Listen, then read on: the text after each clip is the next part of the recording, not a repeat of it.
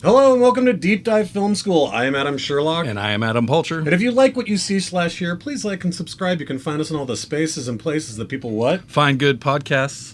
That's right. TikTok, Instagram, YouTube. Those are our most special and unique channels where we post all the time. This week, as you can see, we have a very special guest. Ben Lawhorn is here from the Movie Draft podcast and Unsung Gems podcast as well. Thank you, Ben, for joining us today. It's been way too long.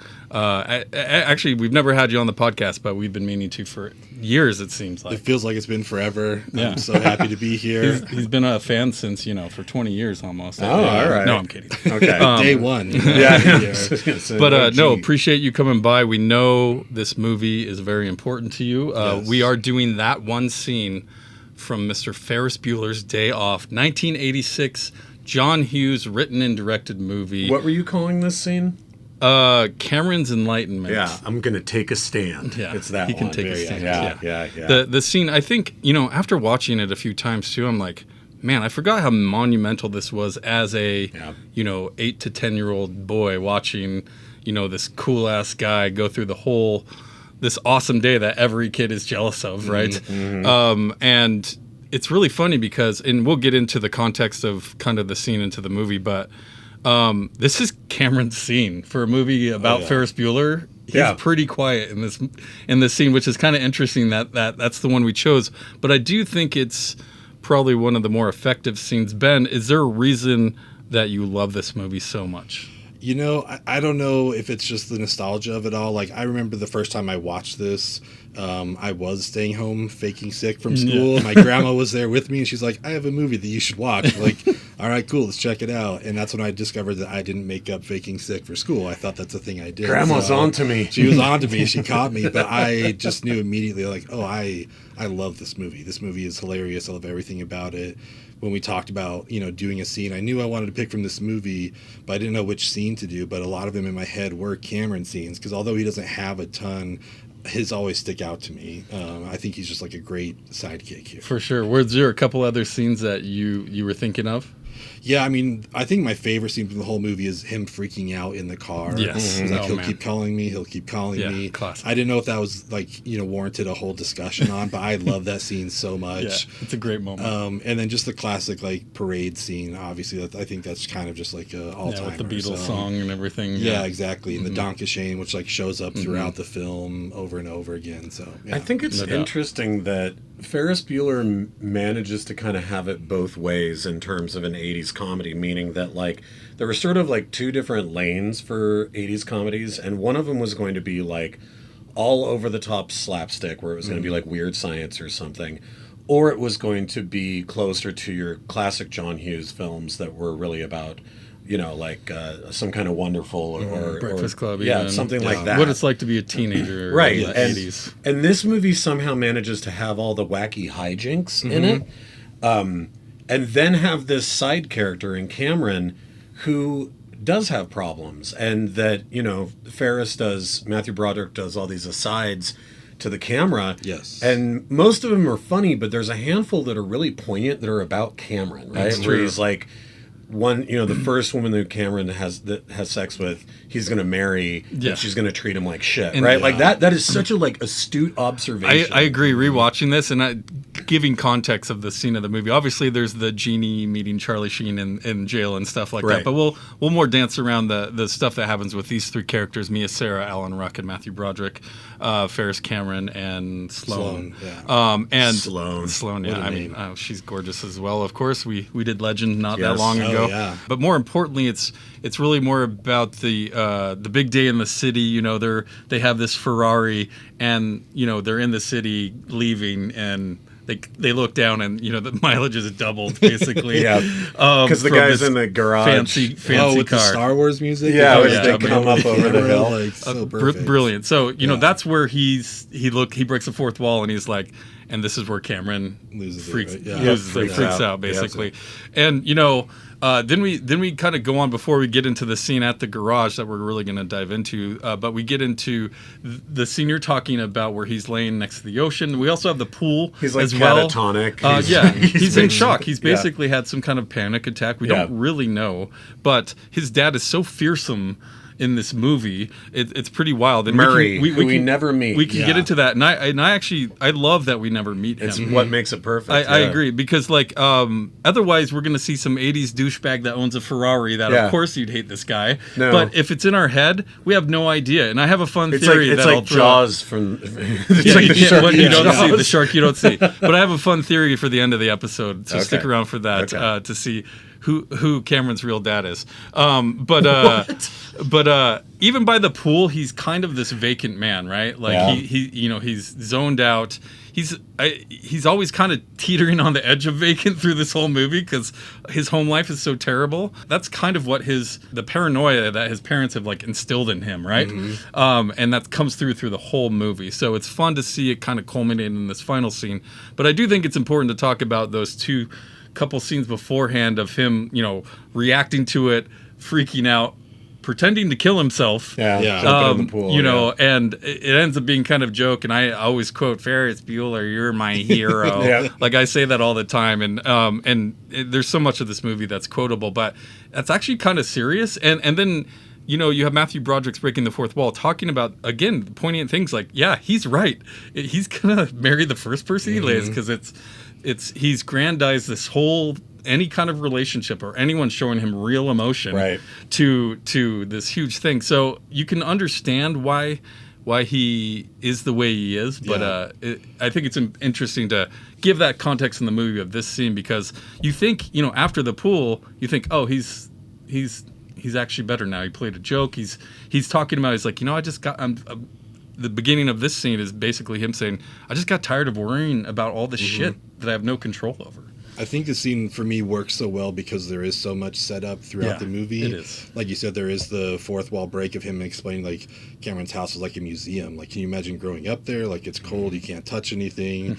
Then we get him like stealing the Ferrari with like, on its own, if this accident happened, that's huge. But like the whole setup of like, no, he knows the mileage, he rubs it with a diaper. Like, like Cameron is telling us, the audience, and Ferris, just like, you don't understand. He loves this thing more than me. Like he loves this car, and so like there's just been this whole setup throughout the whole movie that for me is why I picked this scene, because the payoff I think is so good. Like we get a conclusion with all of our characters, and this is Cameron's. I think it works so well. And along with that thought is like, there's some transformation that's happening with Cameron from the beginning, but we can't see it because it's like, obviously when you are, especially as a teenager, I think you've decided you're the neurotic one. Just like Ferris has decided that he's the charming, manipulative cool one, Zach right? Morris. Yeah, and it's like all these people, they play these comfortable roles, even if externally it looks like Cameron's suffering.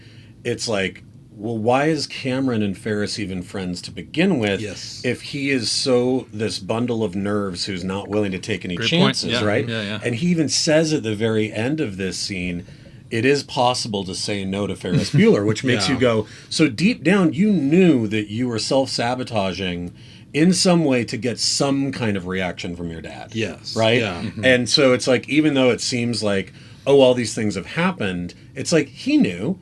He had to have known, like, teenagers are dumb, but, like, everybody knows you can't just run the car in reverse to get the mileage. I definitely wrote that down, the idiocy of teenagers thinking to go in reverse. This will work. Crack open the odometer. Yeah, exactly. On this classic Ferrari, no one will notice. I think we see so many interesting, like, dynamics to their friendship. One of them is, like, our intro to Cameron when he's laying in bed, and Ferris is like, come over here, you can find a new best friend. It's like, you've been saying that since the 5th grade. Yeah, they've known Hangs up, and we see Cameron say, like, I'm dying, but then instantly Ferris calls. He's like, you're not dying, you just can't think of anything good to do. It's like, so it's like, why are they friends? But their dynamic works so well. True. I think I love it. And Alan Ruck went on to do amazing, great stuff, but this has got to be his best performance, especially in this last scene where he really, you think he's broken through at the beginning, where he's like, I just got tired of that shit, and then he goes in and looks at the mileage and it hasn't gone down, and he freaks out again. And this is where he says what you do at the beginning, Sherlock, is I'm gonna take a stand, this is what and then he starts doing more damage than just mileage to the front of the car, and you're like, oh shit, he kind of went another level there. And right when he calms down, it's when the classic thing happens. But I don't know, give me some of your guys' thoughts of this. I think that this idea again, we mentioned of the sort of faceless Murray, the dad, and all that he's represented by here is this incredible garage that's pristine, where it's like even in the back, the wheeled in snap-on tool chest is like Ferrari, as beautiful as the car is, right? And there's not a drop of oil anywhere in here. It's overlooking. It looks like heaven. It looks like heaven, right? And the idea right there that's going to be where Cameron takes this stand. And his father isn't even there. Like, the only thing that's there is this proxy that he loves more than he loves Cameron. And it's funny, if you notice in the background, which I don't think I've ever, like, paid too much attention to, but there is, like, this, like, banner of his Ferrari and all these pictures of the Ferrari and all this stuff. Yeah, it's like a baby book for the car. Basically, Exactly. but none of his kid. Those may be in the house next to the museum. I just think that heightened reality of that. And the thing that I found so interesting... that at the time, yeah, you're right, Pulcher. It's like it's this apocryphal thing because you saw it when you were so young. So you're like, this is how this movie ends. But I would say a couple things. One, it's rare, again, for a side character that the movie's not named after to get the largest emotional arc, right? Yeah. And then, secondly, in a movie that, again, I think more falls into that weird science lane than it does some kind of wonderful lane. Stakes keep getting raised, but we know that they're always going to be safe, right? Like, Ferris always gets out of everything. And then at the end, there's like actual real emotional and stakes. Physical repercussions that take place for this transformation to take place. And I think as an adult now, I'm like, oh, that's actually really brilliant. Yeah, I love leading into this, even just like, sorry to go back a little bit, but even as they're all hanging out and Sloane's like, Cameron, were you watching me change? You know, like I thought you were catatonic. And you just see the smile on his face. It's like, oh, okay, so he is kind of self-set. He knows what he's doing, and he's doing it intentionally. And then we go in, and all of this happens. The panic happens. The realization of like, well, I have to deal with this at some point. And then like starting to beat up the car. And I love like there's so many good shots in this, but like the very last time where he stops himself, he's like skidding towards the car, and he's like, you know what, whatever. Oh my God, it's amazing. Like it's such a wonderful shot, and just him saying like, you know, I want to see the look on his face when he gets home. You know, just he's ready to like face what he thinks at that point is what the repercussions are going to be. My old man, he pushes me around. Well, and what's say anything? What's so interesting in that, because I agree that when he runs up and skids and does the stop is such a great shot. The other where one it's I like love, pulling back towards the window. Like the shot that pulls back really quick. That's my favorite shot. But the one is a side shot where he's running up to the car like he's going to kick it again, but he just like skids himself and stops. Yes, but when the car takes off and we get the POV of the car, that's amazing. So and great. he's just looking dead at the camera. It's like, oh my God. The other one that is my favorite is when the camera almost seems like it's inside the hood of the car right below him as he's got his hands on it before he starts kicking it. And that line that he says actually in a punk band that I was in 25 years ago. That's how our record starts, is with that line where he says, I'm no longer going to stand by and watch the events that dictate my life happen without me. I'm going to take a stand. And I always love that, because it's like he says that right before he fucks up more royally than anyone ever could, right? But it's like, I do think about, like, you know, we were talking about before we started recording, like I've spent a lot of my career working with incarcerated kids and kids who have a lot of like behavioral problems.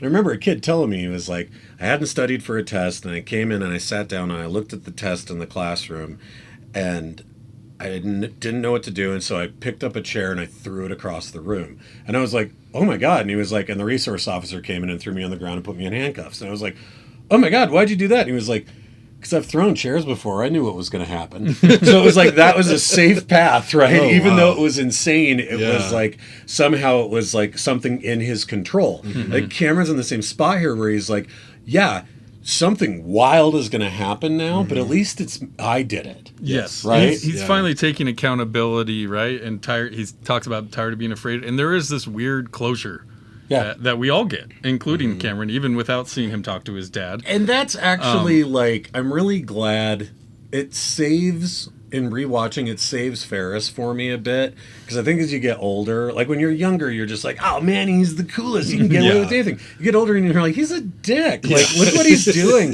This is supposed to be his best friend. He's like, just steal your dad's car. Like, you know, and there is this you killed sense the car. Yeah, you killed the car. There is this sense of sort of like, what the hell, Ferris? But then the very first thing he does is jump on the grenade. He's like, tell him I did it. He hates me anyway. It's true. He ends up being a pretty good friend by the end, for sure. And I think Cameron pretending to kill himself and him jumping in trying to save him also shook him a little bit. And I think just the realization of what he contributed to this whole thing, I think those last, like, before he goes on that epic run to his house, I think he finally gets a little bit of like reality check, a little bit of because he's in those scenes, like you said, he's really quiet for maybe the first time in the movie, and all he's doing is looking at Cameron, and it's like this respect or this awe is kind of coming over him of like, oh, I wouldn't do that, because his relationship with his parents.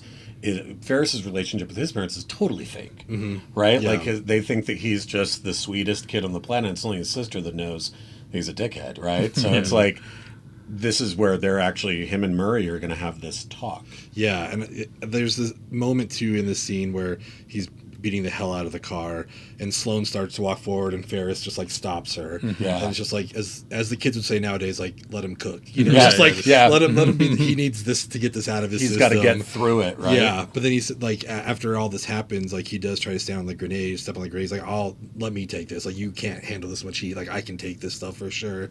And just like, it's great to see these moments of their friendship like throughout the film, and this is just like the culmination of it all. Yeah, and he does say it's the best day of my life. Yeah. This was the best day of my life. Regardless of how anxious he was through the whole time. I mean, you could see him having a good time in parts of the movie. Totally. Whether they're walking around the parade, or they're at the Cubs game, or whatever. They're in the art museum. Yeah, I mean, Shaky. he's having a fancy time. restaurant. He definitely has some demons. And you wonder too, like, at a point you're like, is there actual abuse here? But it's definitely at least emotional or mental abuse at the very least. Yeah. But yeah, you know, as a kid watching this homesick from school, you don't think about that. But as adults, we reflect on that a little bit differently. It's kind of interesting. Do you guys, either one of you guys, have a suspender phase? Try to do something like that after watching this movie? Oh no! Those tiny little leather ones that he's got on. Who's wearing them? Cameron? Yeah, Cameron's got him under the hockey jersey. Right? He actually has. He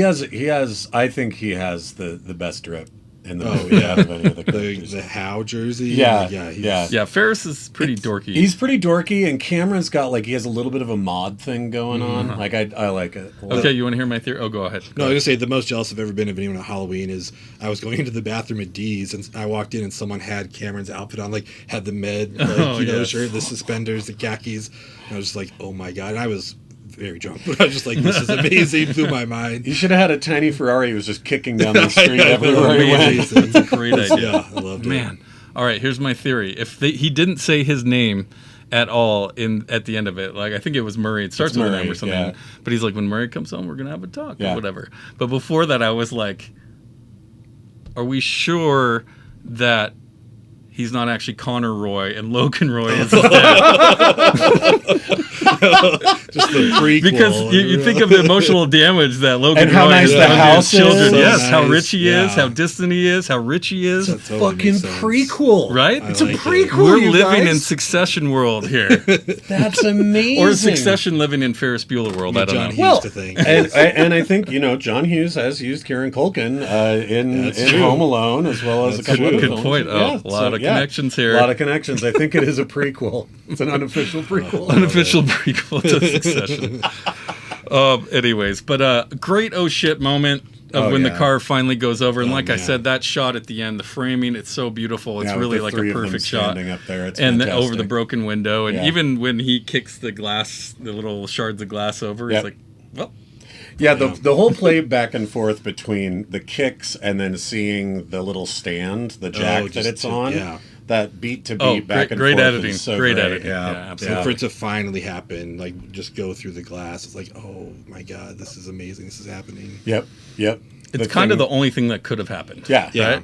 And I feel like when I was a kid, I remember being like, it's got to be a dream. This has to be a dream Yeah, they'll sequence. wake They up. didn't really do this. It's true. Yeah, you're just like, you're crazy, man. Yeah. Your dad's going to kill you. And even just the front of it, you're just like, he's going to kill you. Yeah, what are you but doing? at least he doesn't have to talk about that anymore. He can just say it went over. Yeah, Yeah, exactly. I killed the car. I killed the car. Such a good John Hughes movie. Yeah. Like, and you forget he writes all of this shit. Mm-hmm. It's wild. What a good writer. And being able to speak that language. And, you know, I'm curious how many millennials like look at John Hughes and relate to it the same way we do, because we're kind of in the middle of Gen X and millennials. Yeah, I think that I think there's definitely the way that young women were portrayed in his movies aged poorly. Sure. Unfortunately, not this one as much. Not this one as much. Although even the "Did you watch me while I was changing" line, I could see potentially giving some people like a vibe. But to me, of course, I'm just like, but I think that that's where people critique more Breakfast Club, 16 Candles, these kinds of movies. Yeah. But again, it's a fantastic film. Amazing. Classic. And just an incredible scene. Like, it's one of the best 80s comedies by far. Like, I mean, I think so for sure. and For me, it's the top best comedy ever, or up there at least, right? Yeah, I love it. Up there with the best Hughes stuff. So Definitely best Hughes stuff. Great stuff. Well, Ben, do you have anything you want to pitch and talk about that's coming up in your life? I mean, I'm on a couple podcasts, the Movie Draft podcast. Yeah, it's a great time. I'll be on it. You're coming up soon. We just dropped an episode on. We were collaborating for the best Ari Aster, Jordan Peele, Robert Eggers films. Okay. So we just dropped that, and then I also have What was number one? Or I guess you got to listen to Listen to see, but I'll tell you what, I played the bottom half, the number 11, and nobody was happy with what I played. I'll tell you that. So Wonderful. I'm not a big Eggers fan. I'll put that out there. Oh, okay. Yeah, and also Unsung Gems. So check us out there. You can find me everywhere at Benny Burrito. It links to Letterboxd, all of this stuff. Letterboxd, Instagram, TikTok, all that stuff. Cool. Well, thank you very much. Next week, we're going to continue our Peter Greenaway Festival with the Droughtman's Contract, and we'll get into that next week. And then I believe we're doing a scene from Sling Blade after that. So stay tuned. Please like and subscribe. Follow us on TikTok, Instagram, and YouTube. That's where we post the most. We do Fuck, Marry, Kills every 3 times a week as well. That's a fun short form content that we create as well. So please like and subscribe, and join us next week. Thanks, Ben. Thank you. Appreciate it. Bye, you guys.